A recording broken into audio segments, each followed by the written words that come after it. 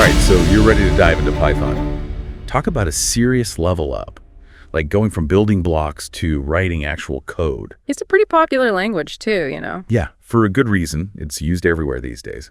But for now, we're just going to focus on the foundations. Yeah, getting the basics down. Exactly. And we'll assume you've got some coding experience already, even if it's from a class or playing around with something like Scratch, but no Python experience needed. Sound good? Sounds good to me. Awesome. Okay, so first things first, we got to talk about documentation. Documentation, the unsung hero of coding. It might not sound super exciting, but trust me, it's a lifesaver. Yeah. Think of it like writing notes in your code. Yeah, like leaving little breadcrumbs so you don't get lost in the forest of your own code. Exactly.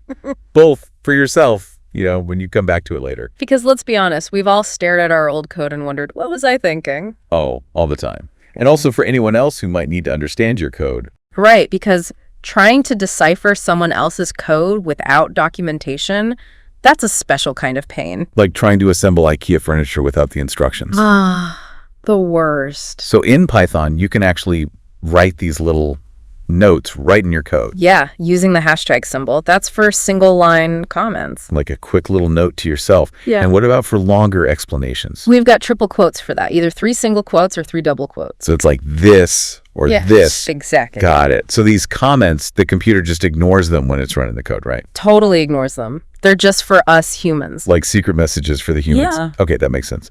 So documentation is key for keeping things organized and understandable. What's next? Output.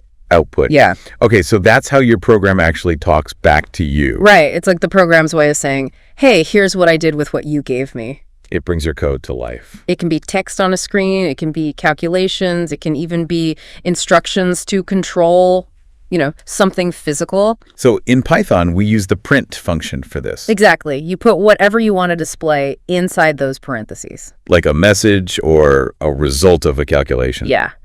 And if you want to display a single line of text, you'd use single or double quotes around it. Like hello world. Exactly. But if you've got a longer message, maybe multiple lines, then you use those triple quotes again, just like with the comments. So it's all about those quotes. Okay, got it. Yeah. So I type print something, and it shows up on the screen. Pretty much. It's kind of like the display command you see in pseudocode. Remember that? Oh, yeah, from computer science class. You give it something, and it shows it to you. Exactly. So we're actually connecting real-world coding to what you might be learning in school. I like that. Okay, so we've got documentation and output. What about getting information from the user? Input. Input. Yeah. That's how your program interacts with the user. Right. It's how the user can actually, give the program information. Like in a game. Exactly, like in a game. You need input to get the player's actions or choices. So in Python, we use the input function for this. That's right. And you can even put a little message inside those parentheses to, prompt the user. So, enter your name or guess a number. Exactly. And the user types their response, and the program can use that. Cool. So that's how we get information into the program. But how do we store and manage that information once we have it? That's where variables come in. Variables are like containers that hold information. Like little boxes where you can put data. Yeah, you can think of it that way. And they can hold all sorts of stuff. Numbers, text, true or false values, you name it. So it's kind of like variables in math, right? Yeah, kind of. But there's a key difference. That equal sign you use in Python, it's not quite the same as an equal sign in math. What do you mean? Well, in Python, it's more like an assignment operator. Okay. Think of it as an arrow pointing from the value you're giving it to the variable you're storing it in. So when I write score equals 100, it doesn't mean that score is equal to 100. It means we're putting the value 100 into the container labeled score. Exactly. You're assigning the value 100 to the variable score. And you can change that value later if you need to. Like if the player earns more points, we can update the score. That's right. And that's actually related to that left arrow symbol you might see in pseudocode, remember? Oh yeah, it's all coming together now. Okay, so we've got these variables to store information, but how does Python know what kind of information it's dealing with? Like, is it a number, text, or something else? That's where data types come in. Python has a few different types of data that it understands. Okay, like what? Well, there are strings for text, like a player's name. Then there are integers, which are whole numbers, no decimals. Like for keeping track of a score in a game. Exactly. And if you need decimals, you've got floats. Good for things like averages or representing money. Makes sense. So strings for text, integers for whole numbers, floats for numbers with decimals. What else? And then there are booleans. Booleans are basically just true or false values. So they're like on and off switches. Yeah, exactly. And you use them a lot for making decisions in your code. Like, if this is true, then do that. Otherwise, do something else. I see. So understanding these data types is important for writing code that works correctly. Absolutely. It's like using the right tool for the job. You wouldn't use a hammer to screw in a light bulb. Right. All right, so far we've covered documentation, output, input variables, and data types. Yeah, that's a lot for one part, isn't it? My brain's getting a little full, but in a good way. Before we move on, I think it's time to pause and let all this sink in. A good idea. Take a break, grab a snack, and we'll pick up with even more Python fundamentals in part 2. Is it there? See you there. Welcome back. You've already tackled some of the core building blocks of Python. Yeah, feeling pretty good about it. Ready to add a few more tools to your coding toolkit? Always. What's next? Let's dive into operators. Operators. Okay, those sound a little intimidating. Not at all. They're actually pretty straightforward. Think of them like the symbols you use in math. Like plus, minus, multiply, divide. Exactly. You use them to perform actions in your code. So like adding two variables together or dividing one by another. You got it. And there are also comparison operators, like checking if one value is greater than or less than another. Ah, so we can make comparisons in our code. Exactly. Right. And you can even combine multiple conditions using logical operators. Think AND or R and not T. Okay, those sound familiar from like logic puzzles? Yeah, it's similar. So like you could say, if the player has more than 100 coins AND, they've reached level 5, then they unlock a special item. So we can create more complex rules and logic in our code. Precisely. That's getting really interesting. What else can we do with operators? Well, operators are essential for controlling the flow of your code. Control flow. Yeah, basically how your code runs. It doesn't always have to go line by line from top to bottom. So it's not always just a straight path. Right. You can use conditional statements to create different paths. Okay, so we're adding some branches and choices to the way our code runs. Exactly. Think of it like reading a choose-your-own-adventure book. Ooh, I love those. You jump around based on the choices you make. Exactly. And that's what conditional statements let you do in Python. Cool. So what are these conditional statements? Well, the most common ones are if, else, and elif. If a certain condition is true, then a block of code runs. So it's like saying, if this is true, then do this. Yeah.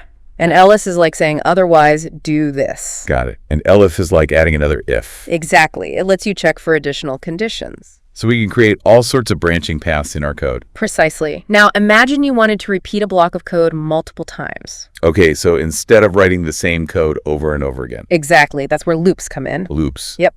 Loops let you repeat a block of code until a certain condition is met. So it's like saying, do this 10 times or keep doing this until something happens. You got it. Okay. I can see how that would be useful. What kinds of loops are there? The two main types in Python are for loops and while loops. For loops are great for going through a sequence of things. Like a list of names. Exactly.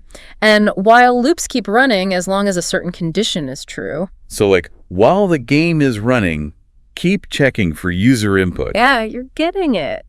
Now, remember those functions we talked about in the last part? Yeah, those mini programs within our main program. Right. You can combine functions with loops and conditional statements to create some really powerful programs. So it's like all these tools work together. Exactly. They all fit together like pieces of a puzzle. This is making a lot of sense. Yeah. So we can use conditional statements to make decisions and loops to repeat action. You got it. You're well on your way to mastering Python control flow. This is great. I feel like we've covered so much already. We have. We've talked about operators, conditional statements like if, else, and elif, loops like for and while, and how to combine all those with functions. My brain is definitely full, but in a good way. It's exciting to see how all these pieces fit together.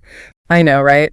In the final part of our deep dive, we're going to explore ways to organize your data more efficiently using lists and dictionaries. Stay tuned. Okay, welcome back for the final part of our Python deep dive. We're in the home stretch now, ready to wrap things up. I'm ready to keep learning. My brain is like a sponge right now, soaking up all this Python goodness. That's the spirit.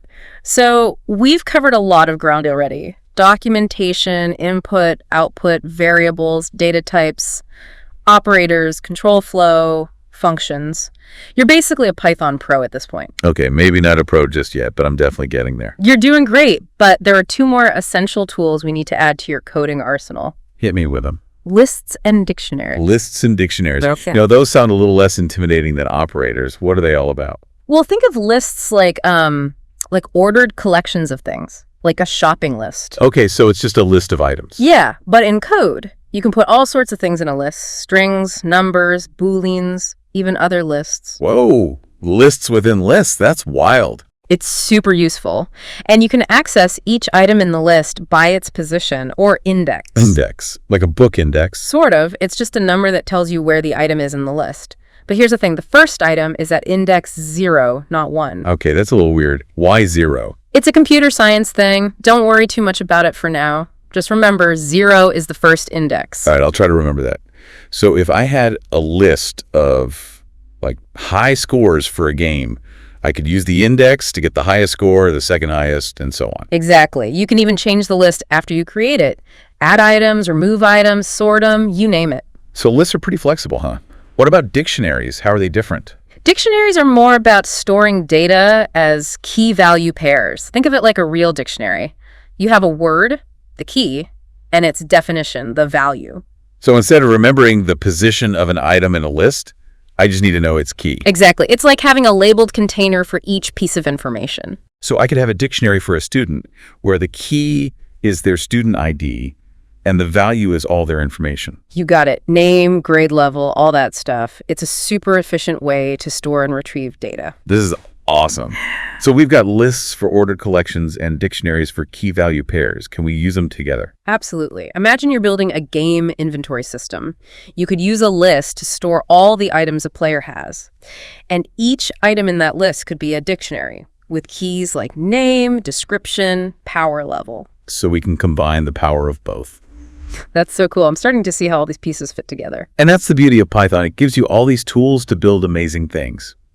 With everything we've covered in this deep dive, you're well on your way to becoming a Python master.